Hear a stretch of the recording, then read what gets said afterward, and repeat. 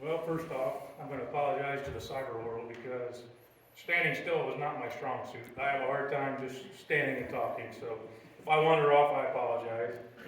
Um, the problem is I'm not a great speaker, but I love to talk. So this could be 5 minutes. This could be we get out of here at 1:30. I don't know.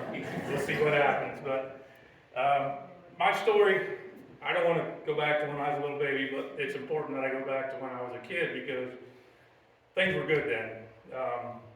Probably till I was 9 or 10 years old, we had probably what you would call the perfect life. We had a beautiful home in Mount Blanchard, probably one of the first homes to have central area. My dad had a good job. We played sports. He coached every sport I was in. We go to the schoolyard, play football, and he was the dad that was out there playing football with everybody. He had all the town kids there. Things were great. And on top of that, my dad was a pastor, so church and God was a big part of our life. We'd go to church on Sunday morning, go to somebody's house Sunday afternoon for lunch, and then come back to church on Sunday evening, youth group on Tuesday, Bible study on Wednesday, and then we had several revivals. I remember one time as a kid at the Mount Blanchard Festival when it was going strong. My dad had a tent revival there. And they also had my mom, my dad, and a couple other people. They had a singing group, the Gloryland Gospelaires. So we would travel all over the place, singing God's praises, whatever. And it was just, the perfect life. But probably 9 or 10, something happened. I don't know what it was. I honestly do not know. But there was a change. Now, I got to go back a little bit because my dad was in the service. So he was a bit of he had discipline. Everything was very structured at our house. If you got trouble, you got spanked. Well, guess what? This kid right here. I had a disease that back then I think the official name for it was ants in the pants. I had a hard time sitting still. So I got spanked a lot. It was punishment. That's just the way it was. And I'm sure a lot of you, as you were growing up, that was part of your life. Wasn't no big deal. I just so happened to be the one that I think my brother and my sisters kind of liked me because I took the brunt of it. I just, like in church, we sit in the middle, and our eyes were at the front of the church at all times. And if not, we got spanked after church for not paying attention. That's just the way it was. But then something happened. Like I said, something happened, and I don't know. I know his aunt passed away who kind of raised him, might have sent him off the rails, but things started happening. And Ken's message there last week, a couple weeks ago, churchianity and Christianity.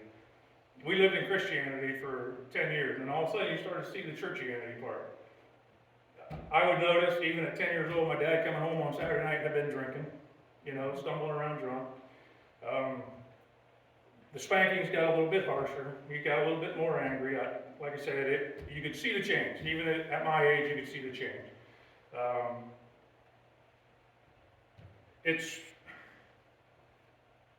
There were a lot of things that I can't talk about up here. I haven't talked about. Like my family doesn't know anything about them. Tough stuff.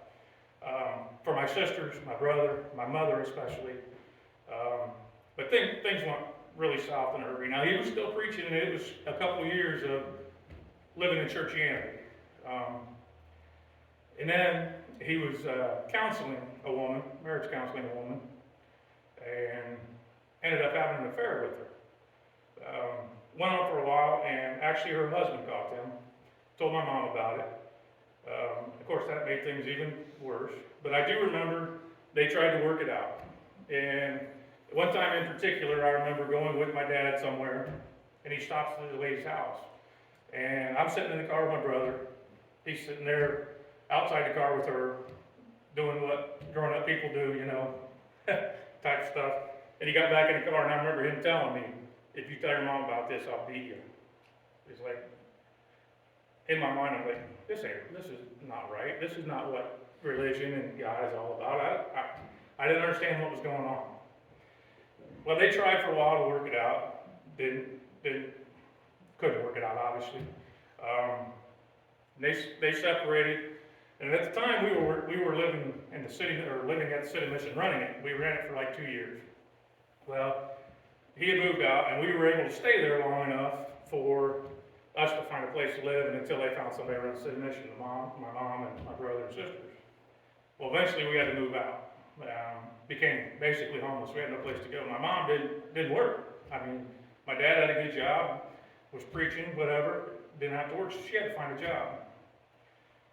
The very house that we lived in Mont Blanche where the central air my aunt and uncle had bought, well, they had a converted bread truck that they turned into a camper. And they parked it in the driveway, and we stayed there for probably 6 months. And this was about my 6th grade year, probably. So my brother and I would sleep on the floor, and my sisters and mom would sleep in whatever beds they had. And I remember we would go to bed really, really late so nobody in town would see us getting in the camper. And then get up really, really early for school to go inside and shower because we didn't want anybody to know, hey, we got nothing, and we had nothing. Eventually, my mom worked her butt off and got us a place in Howtown, a little house trailer. And I gotta say this about my mom, because if it wasn't for her, I honestly don't know where I'd be. She's probably the strongest woman, most graceful, kind woman I've ever met in my life. The stuff she went through, and she had every excuse to just give up. She didn't. I mean, she was so kind, and she helped me through because I was bitter. 6th grade, I spent most of my 6th grade year in the cafeteria at lunchtime. I didn't get recess because I beat up kids and stuff because I get angry. I had a lot of bitterness. And her kindness helped me get through that. She finally made me realize, you can't go through life like that. So what I developed was a mechanism to kind of deal with it. I became kind of the class clown. I did whatever I could do to make people laugh because it made me feel wanted. I mean, literally anything. To the point I basically made a fool of myself just to get people to laugh at me because I thought, all right, if they're laughing at me, hey, he's pretty cool, So, but we were there 6 months or so, and luckily my mom's dad, my grandpa, came into my life at that time, and we really connected. I mean, he was always my grandpa, but he kind of became my father figure. We would, every summer, almost every day, go to the reservoir fishing. We had a lot of long talks, and he would mention several times that, you really need to make amends with your dad. And I would say, you don't understand. I can't do that. I'm not ready to do that. I'm not going to do that. And he was so kind. He was just like my mother. I could see where my mom got it. And he taught me so many things. And then 8th grade, I met a beautiful lady. It also got my life pointed in the right direction. And she is probably the second strongest woman I've ever met in my life. She's been through so much, as a lot of you probably know. And she handles it with grace and kindness and love. And I don't know where I'd be without her. But luckily I also had sports. Sports kind of helped my mom keep me on the straight and narrow. Because, like I said, I was angry for a time, and there was a chance I could have went way off the rails and been that punk that I had every chance to be. But the sports, my mother, all that, I mean, the structure and discipline of that really kept me going. During this time, my dad was around for another year or two maybe, but didn't see him. I mean, he was busy with his new woman or whatever, and we would go over there once in a while on the weekend, and I'd never seen him. We'd go to the playground in the park in Findlay and play basketball because he didn't want to spend any time with us. And it was probably 8th grade year, he disappeared. Never seen him. Didn't know where he was going. Never got a, hey, I'm moving here, I'll write you letters, I'll call you, nothing. Just gone. It's like, even though we didn't have much of a relationship with him, he was around, So, yeah, it hurt that they got divorced. And unfortunately, in today's world, that happens way too much. But to have him just go away and not have anything, anything to do with it, that really, really cut deep. And that's why I'm so glad I had my now wife at that time, because she helped me deal with a lot of stuff that she didn't even know I was dealing with, really. And then I can remember about my sophomore year, so it's been a couple years I hadn't seen her. My brother and I, very first football game of the year, opening kickoff. We're standing back there to receive the kickoff, and over a bullhorn, I hear, "Come on, Wells." And we both looked at each other, like, really? It was our dad. He showed up out of the blue. So, okay, all right, we can deal with that. Game was over. Got my shower, come out of the locker room, wait to see him, gone. Just disappeared. Like, okay. Had no idea where he came from, where he went. Didn't see him again till summer of my junior year. And the summer of my junior year was really difficult. I had one of my best friends in the world died in a car crash that year. And at the time, my wife and I kind of did what high school kids do. We had a little break. Well, he passed away. It tore me up really bad. And I can remember going to one of our friends' house, Marty Wolf's house. And that day is when I realized she was the person I was going to marry, because she was grieving herself, because he was a good friend of hers too. But it was more important to her to make sure I was doing okay. And it kind of reconnected us, and then from that day on, 30-some years later, here we are. And I hate to tell her, but I'm going to be with her till my last breath, I'm pretty sure. Hopefully she's okay with that. But shortly thereafter, my dad shows back up. He convinced my mom that he changed his life, and of course my mom, she wanted to make things for the family. We decided we'd go on vacation in Minnesota, which we had done a lot as a kid. I mean, that was part of my love for the outdoors. About 4 or 5 years when I was a kid, we'd go to Minnesota. So he convinced us to go to Minnesota for a week. So we go up there, and you could tell things weren't right, weren't different. I mean, I enjoyed it because it was fishing. I love fishing, So I enjoyed that, but you could tell things were not right. Well, what I come to find out later was basically he was running from trouble, because when he got home, when we got home from vacation, he disappeared again. Ended up in jail for some of the stuff he had done. And what I found out later in life, I didn't know at the time, was he was also using drugs. He got on drugs, speed, cocaine, things like that, because he couldn't keep up with the church, with the sports, all that stuff, and it apparently wore on him to the fact that he needed drugs to keep himself going. So he ended up in jail. Well, the last time I seen him, I was 16 years old. I didn't see him again until 6 years ago. It was the next time I seen him, so 30 years. But a lot happened in my life in between there that I learned to deal with. It was still deep in my heart, that loss. I mean, you can't. It's one thing to lose a parent, they pass away. That's really, really hard. But to have one that doesn't want you, that hurts really, really, really bad. And like I said, as I got older, I still had that defense mechanism, making people laugh. Well, that involved drinking a lot when I got older. It did. I mean, and of course, with drinking, you do dumber stuff. I mean, I did a lot of really, really dumb stuff. You can ask my wife. There were a lot of times she'd shake her head. Oh, what an idiot. And she was right. She was right. My grandpa passed away about 1994. I don't know, I'm horrible with dates. But when he passed away, that hurt really bad, and that brought all those emotions back. And the problem with all this, I associated all this trouble with church. Couldn't trust pastors. I was angry at God about all this. I mean, it wrong, yeah, probably, but that's what I did. So I didn't want anything to do with church for a long, long time, obviously. But luckily, my father-in-law at that time kind of took me under his wing, became my father figure. And I can remember at least a half a dozen times we'd go golfing or whatever, and he would say, you got to make up with your dad. You got to figure it out. And I'd always tell Wayne, you don't understand. I can't. He doesn't try to come see me. Why should I bother going? I mean, he doesn't want me. No, you got to make it right. And he was not a Christian man, but he knew that you have to honor your father and your mother. And he kept telling me that. Like I said, at least 6 times. And I didn't understand it, didn't want any part of it. And then he passed away. That hurt a lot. I mean, not as much. I mean, obviously my mother-in-law, my wife, that was a super tough time for them. And prior to that, they had lost a son and a brother, and that hurt. I mean, because he was my hunting buddy, and they showed amazing strength and courage through that. That I didn't understand it. It helped me because it brought back all those emotions. Well, obviously, through all that time, I had a wonderful family. I got a beautiful daughter, beautiful son, grandkids. Life was good, but I didn't want anything to do with church.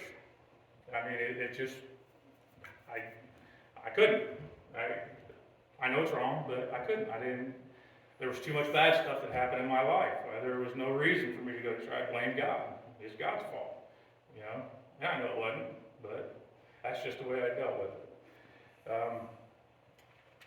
Then about, 6 years ago, my dad's sister-in-law passed away. And we as a family, my mom, my brother, my sisters, we all decided we'd go to the funeral home, knowing my dad would be there. And he doesn't even know I know this yet.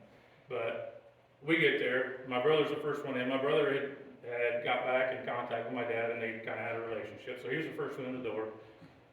And he whispered to my brother, "Who's that guy with your sisters?" Didn't even recognize me. Now, I didn't realize that when we went in there because he didn't tell me that, you know. I got up there and he gave me a hug and he apologized. He said, "I'm sorry for the way things went. I wish it could have been different."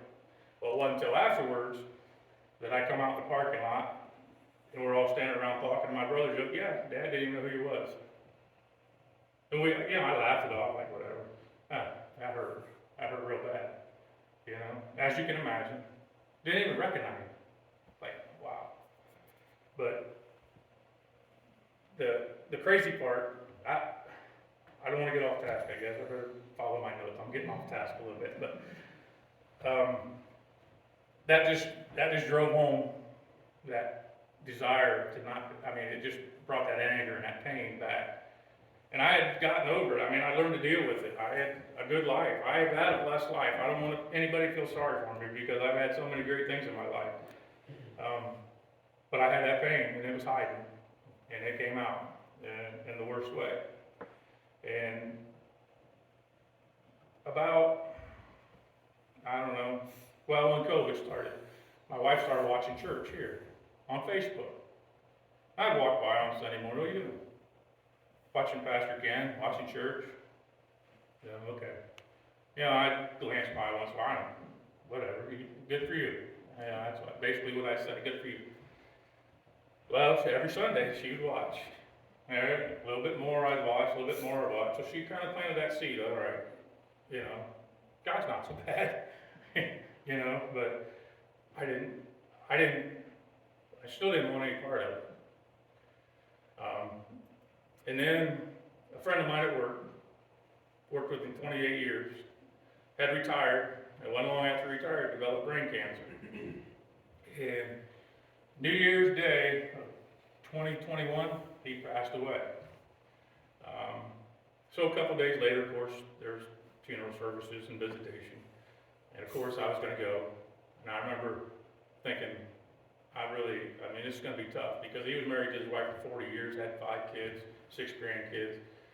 And I just knew Mary, his wife, was going to be, I wanted to be strong to comfort her, but it was going to be hard. Well, something happened, and it was probably the most amazing thing I've ever seen in my life. I walked in there so nervous, so apprehensive, so scared. And I walked in, and she had the biggest smile on her face. "Hi, John, how are you?" I said, "Well, I'm good, Mary. How are you?" She said, "I've never been better." I said, "What?" Your husband, you're getting ready to bury him. She said, "I got to tell you what happened." Well, when he first got sick, he found the Lord. He asked God to forgive him, developed a relationship with God. And in his last week or so, he was in hospice and pretty much in a coma. And the family wanted to take him home, let him die at home. And they kept telling him, "We're not doing that. We're not doing that." Well, she said one day, we're sitting there all around his bed. He wakes up, huge smile on his face, looking right past us. I said, "Lynn, what is it?" I said, "I see my mother. There's an angel with her, telling me I got a few more days." She said, at that point we realized, yeah, we're taking him home. And we told them, "You're not keeping us here, we're going home." New Year's Eve, they decided they were all going to get saved. So they brought a pastor over New Year's Eve. They all got saved, the rest of the family, and they sang and danced all night long. And it was, she said it was the most beautiful thing ever. And then the next day he woke up and he said, today's the day, and he passed away. But what happened to me, I was fully not expecting. As I'm standing there listening to this story, it was like something just beat me on the chest. It took my breath away. I didn't even, it's like, I couldn't, I was just speechless. I'd never felt anything like it before.